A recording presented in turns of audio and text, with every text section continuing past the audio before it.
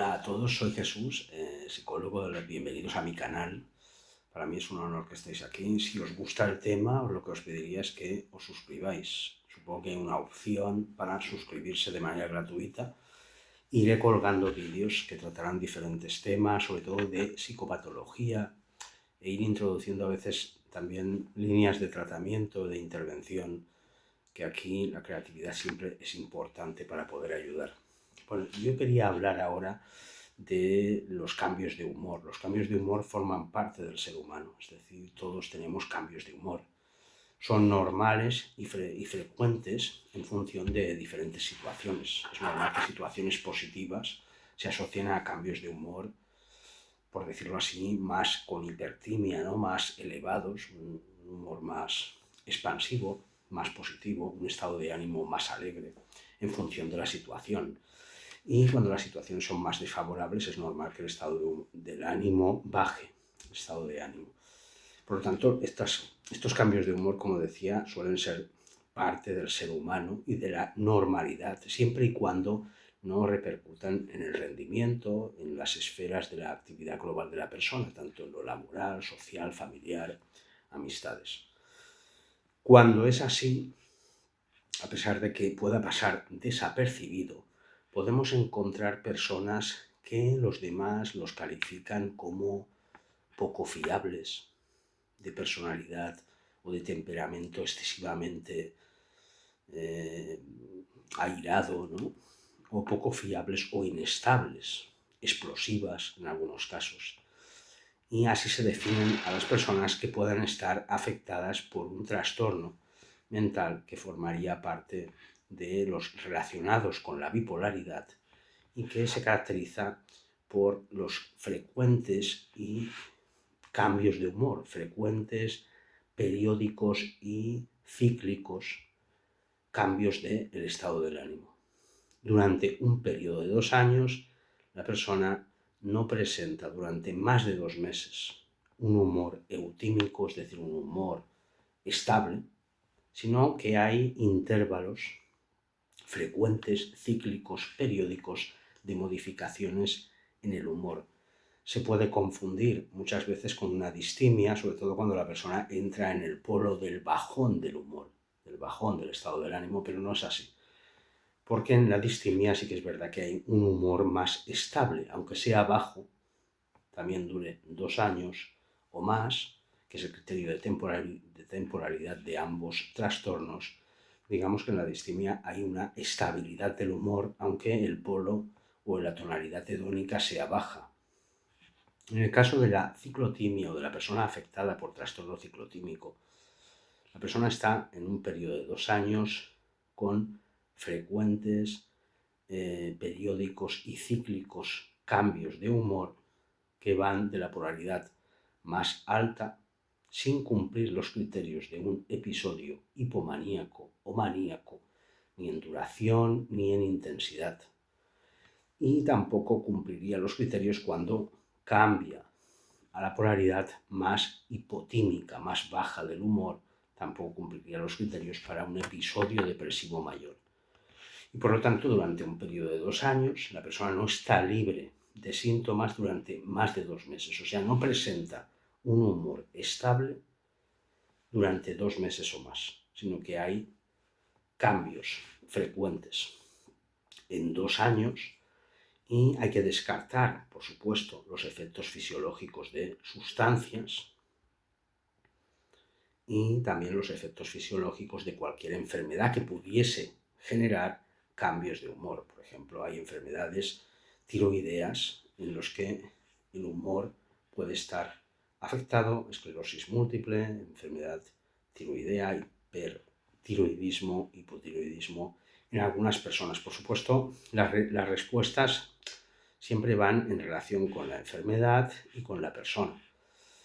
Los efectos fisiológicos de estimulantes, drogas estimulantes, fármacos o drogas que pudieran también ser la causa o explicar lo que sucede. Descartar, por lo tanto, también una personalidad que fuese más inestable en cuanto a las emociones, como la personalidad límite, que también tienen cambios de humor. Pero en la personalidad límite, digámoslo así, que no iba a ser cíclico ni periódico, digamos, esos cambios de humor, sino que forma parte de una personalidad, una forma de ser. En la ciclotimia, como decía, habría que descartar también todos los trastornos del espectro psicótico que pudiesen explicar lo que sucede, tanto delirante como esquizoafectivo, esquizofreniforme, esquizofrenia y cualquier psicosis no especificada o atípica. Descartar la personalidad límite, descartar la distimia, como decía, el uso de sustancias, también descartarlo, sobre todo estimulantes. Y aunque se complica el tema porque la comorbilidad que tienen las personas afectadas del trastorno ciclotímico suele ser por uso de sustancias y trastornos del sueño en los adultos.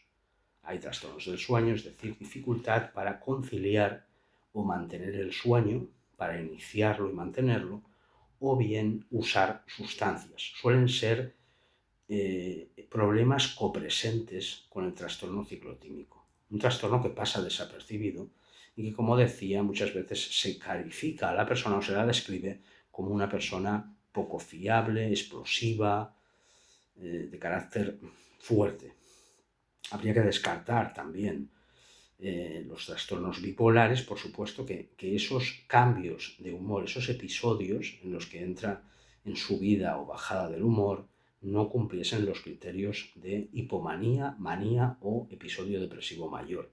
En el trastorno ciclotímico no se cumplen. La persona está 2 años o más cambiando de humor de una manera cíclica, periódica, sin mucha intensidad, por lo tanto no es un trastorno tan grave como el trastorno bipolar, pero sí que es verdad que afecta a las esferas de lo laboral, social, familiar, y por lo tanto la persona puede tener unas repercusiones o bien presenta un malestar que es digno de atención clínica. Hay que descartar, como decía, todos estos trastornos del espectro psicótico, todos los del espectro psicótico. Hay que descartar trastorno de personalidad límite, pudiesen estar comórbidos o copresentes. En ese caso, si se cumplen los criterios, se podría codificar como diagnóstico asociado. Descartar distimia y descartar todos los trastornos bipolares. Hay un riesgo de que evolucione en negativo. Hay un riesgo de pronóstico negativo. El riesgo oscila entre el 15 y el 50% de casos evoluciona en negativo con un mal pronóstico hacia un trastorno bipolar tipo 1, tipo 2 o atípico o no especificado. Y como decía, es un trastorno, la ciclotimia, el trastorno ciclotímico, que pasa desapercibido y que tiene una repercusión. En la población subclínica, en la población no clínica y general, la prevalencia, digamos la proporción entre sexos es similar. Sin embargo, en la población clínica es verdad que acuden más a tratamiento las mujeres por trastorno ciclotímico que los hombres. Y esto es lo que quería introducir, que los cambios de humor son frecuentes, normales, siempre y cuando no excedan y no se cumplan de una manera cíclica en un periodo y que la persona no tenga una repercusión.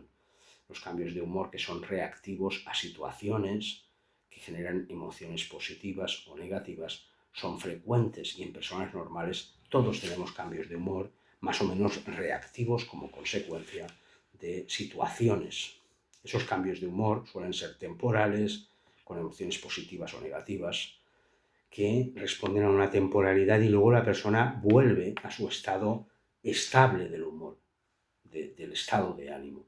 Sin embargo, hay algunas personas afectadas de trastornos, como la ciclotimia, como decía, el trastorno ciclotímico, como su nombre indica, es un ciclo del humor, del estado de ánimo, que es cíclico y periódico. Durante un periodo de 2 años, la persona no está libre de síntomas, es decir, no presenta un humor eutímico estable que dure 2 meses.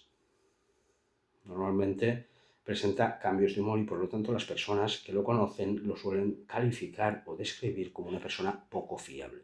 El trastorno ciclotímico genera un malestar clínicamente significativo en las personas y una repercusión en las personas afectadas en las áreas familiares, laborales y sociales. En los adultos tiene una copresencia con uso de sustancias, drogas o fármacos, automedicación más frecuente en mujeres, drogas más frecuente en hombres y trastornos del sueño, bien para iniciarlo, para conciliarlo o bien para mantenerlo. En los niños la edad de inicio es en torno a los 6-7 años, 6 años y medio, y hay una comorbilidad mayor que en la población pediátrica con el trastorno por déficit de atención. Y, como decía, la edad de inicio en los adultos, a diferencia de la población infanto-juvenil, infantil, es alrededor de la adolescencia tardía o de la juventud temprana, digamos 18, 17, 19, 20 años, dependiendo del caso. Como decía, es un trastorno que pasa desapercibido, ya que los cambios de humor son frecuentes en el ser humano, inherentes a nuestra condición por las situaciones vividas, las experiencias. Sin embargo, en el trastorno ciclotímico la persona sufre, presenta una repercusión en su actividad global o bien un malestar clínicamente significativo y unos cambios de humor que no responden a situaciones que son cíclicos, periódicos. La persona no está libre de esos cambios de humor, es decir, no presenta un estado de ánimo estable que dure 2 meses. Durante 2 años presenta estos síntomas y cuando así sucede está afectada de un trastorno ciclotímico.